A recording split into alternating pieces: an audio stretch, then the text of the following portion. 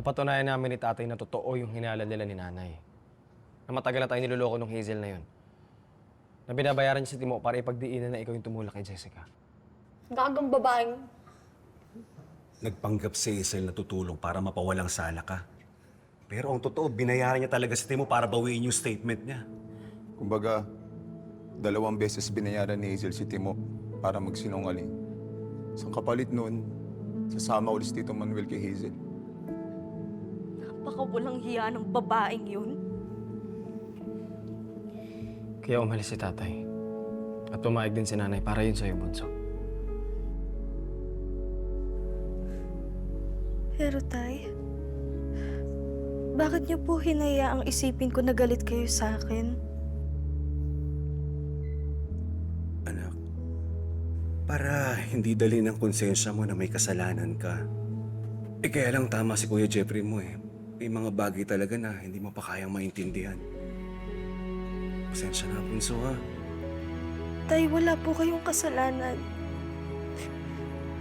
Nag-sacrifice pa nga po kayo eh. Para sa akin. Tiniis niyo pong makasama yung babaeng yun para lang po hindi ako makulong. Kaya tay, salamat po ah. Dahil po sa inyo, malaya na ako.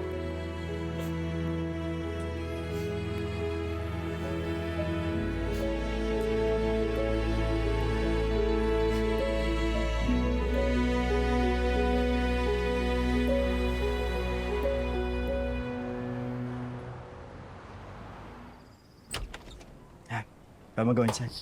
Welcome to Davao. Ayan. Lagi kanyang kinikwento sa akin. Anong Lucy, ikaw talaga. Sana maganda naman yung lahat ng sinabi niya. Sabi niya, maganda ka. Tama naman. Sinabi ko ba yun? Ay, halina kayo. At nang makakain. Oh, Noah, inihanda kong paborito mo. Talaga? Oh, sana Halika. magustuhan mo rin ha, Pelma? Halika kayo. Sana magustuhan mo nga. Halika. Let's go.